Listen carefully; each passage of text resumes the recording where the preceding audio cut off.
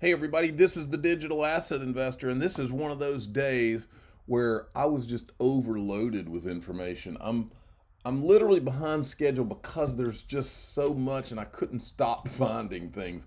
We got consensus going on and it's just overwhelming. So I'm going to go in a hurry. First, markets at 1.7 trillion. I want to show you what some of the thoughts out there are from the TA people, and then we'll go into some of the news I have. First, Dark Defender, I love this tweet. Please don't compare XRP with Bitcoin.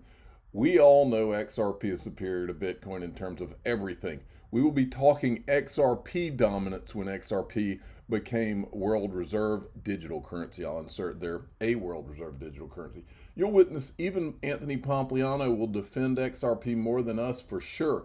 I leave it here and remind you. And then here's his TA stuff. Hi there, I hope you had your coffees. Let's check. She's continuing her third wave on the 4H chart. Targets 126, 133, 156. Means XRP can hit and bounce back from these levels. If she breaks 107, it'll be great support after touching targets in short term. And he's retweeting this one where he's basically saying in early June, XRP is expected to be $2 plus. That will be interesting to watch. Then Rob XRP had an interesting thread here too. The second zoom chart here, first target before moving on is $3.70 to $7. If you are still holding with your diamond hands, get ready for us going back up. In 2017, 328%. In 2021, once printed, it will have printed 1,085%. That's 3.34 times bigger. And then he goes on and on. And anyway.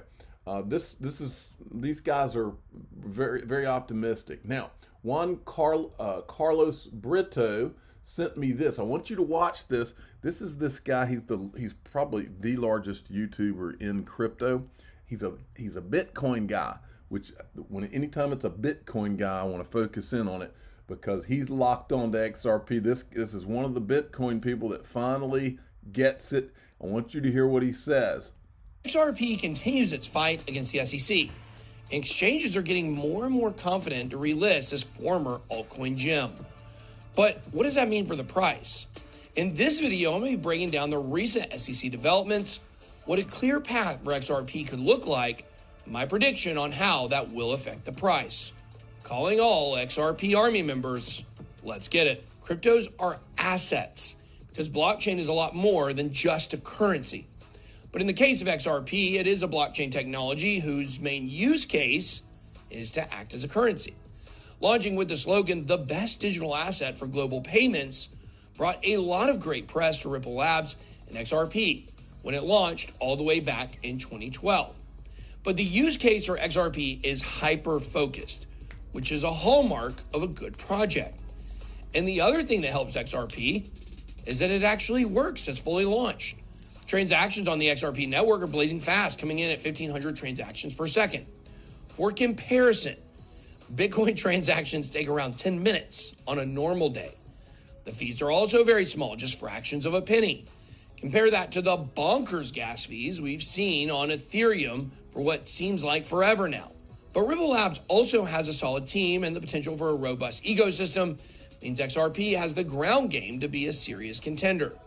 It just has to clear this legal hurdle first. So I want to share this piece of news with you, the Bit Squad, to keep you guys ahead of the curve on XRP. This part's interesting. It appears, from what we're seeing, that several institutional and government executives are expecting Ripple Labs to emerge victorious from the lawsuit. Wonder why? Getting XRP back on the path to being the best digital asset for global payments. But my most bullish prediction is that institutional money really starts to rip. Could push XRP up 35x from where it is today, meaning a possible $35 XRP by the end of this year, especially with this history-breaking bull market we're in. But if the FUD clears out, we could be looking at a W-shaped recovery that sends XRP out of the atmosphere. That last part I love. And listen, there is not one single digital asset in this entire space.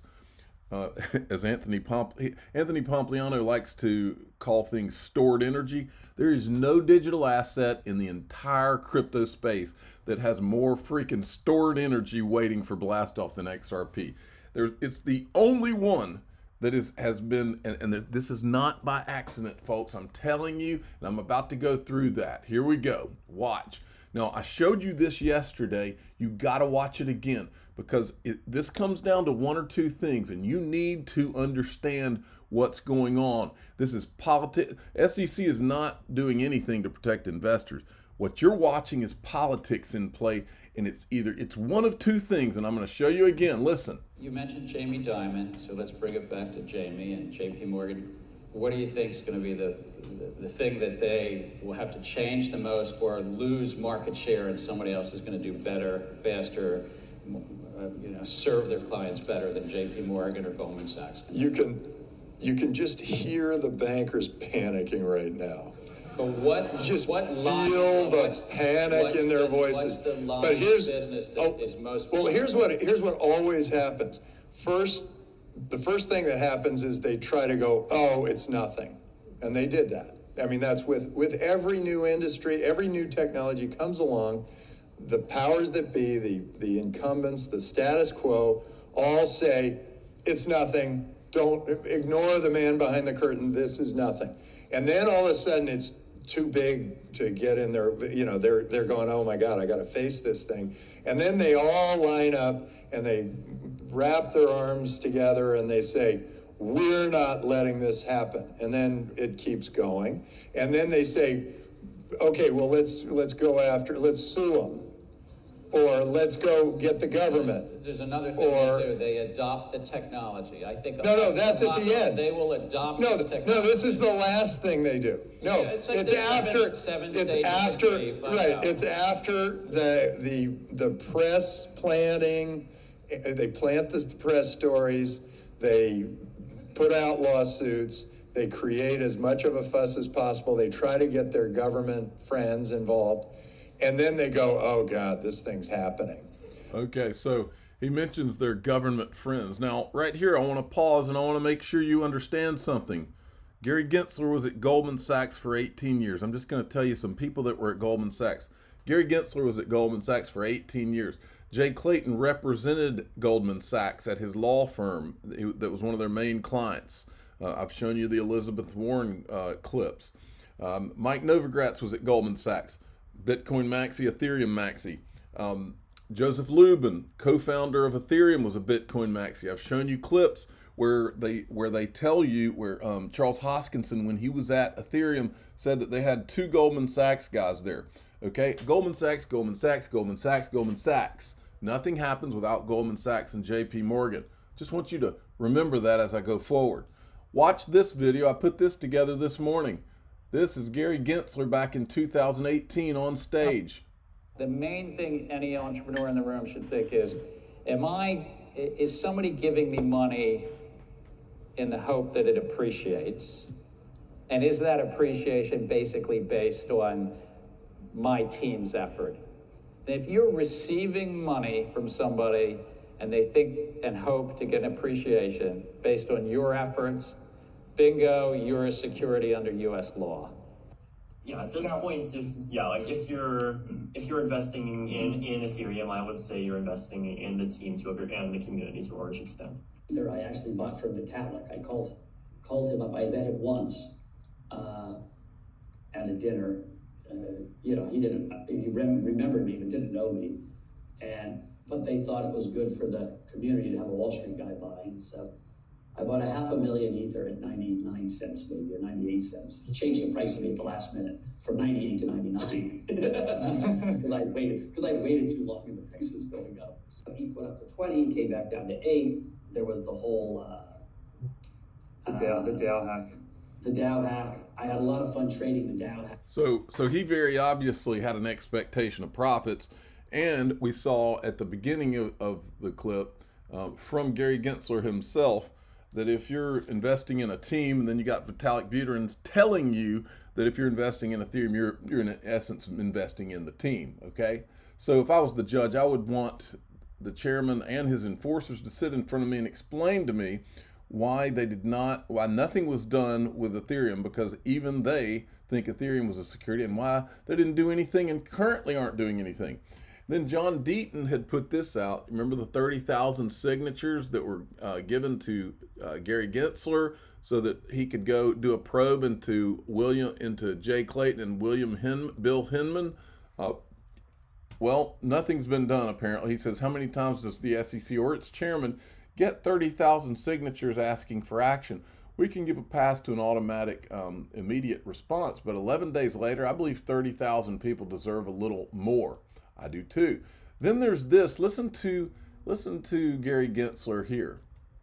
And my former boss, John Thain, John and I were partners together at Goldman Sachs. Okay, so this is a very interesting thing I just happened to bump into this morning. So John Thain, CIT is the bank group that Stuart Alderati, who is general counsel for Ripple, before he was at HSBC, where Chris Larson is on the technology board, or was. CIT hired general counsel Stuart Alderati. Okay, the guy who made it happen, and the CEO, he was the CEO at the time of CIT. He helped pull the deal together to get Stuart Alderati. He left as Stuart Alderati came in. Now, I just wanted to show you these because I'm sure it's all a coincidence. So you got Gary Gensler from Goldman Sachs. He was partners with John Thain. John Thain is the CEO of CIT Group, who is in charge, who is the main guy that gets Stuart Alderati hired. Stuart Alderati later goes and joins Ripple as general counsel. John Thain retires from CIT. And then we have this from Jeannie here. He posted this in this. Ripple hires Goldman Sachs FX executive director. They got this guy. Then they have Brianna Madigan from Goldman Sachs. This is the guy from Goldman Sachs. And then anyway, so what I'm getting at here is this. Okay. You're looking at two things. I showed you this yesterday too. Great Gatsby had tweeted this out. My honest opinion on the Ripple case is the SEC knows it's going to lose. It never set out to win. They just want the rest of the world of business to know this is digital asset they chose, and they approved it through the legal realms, okay? And I retweeted that, and I said it's either this or an intentional temporary roadblock to Ripple by the powers that be. It's not about the SEC in good faith carrying out their mandate. This is what I believe, folks. I believe what we're watching, well, let me show you what I believe. This is what I believe. I believe all the world's a stage and all the men and women merely players. They have their exits and their entrances. And one man in his time plays many parts, his acts being 7 ages. I believe that regardless of which one of these things it is, I believe that somewhere under the woodpile is Goldman Sachs and JP Morgan and or both, okay? I believe what you're looking at is you're one of two things. You're either looking at Ethereum having gotten a free pass for political reasons and people that have all kinds of motives, or I believe that this whole Ripple thing was orchestrated for a reason I don't know, to make it appear like Ripple was being gone after. I don't know. It's one of those two, and the one that I know it's not. The one I do know 1,000% that it is not.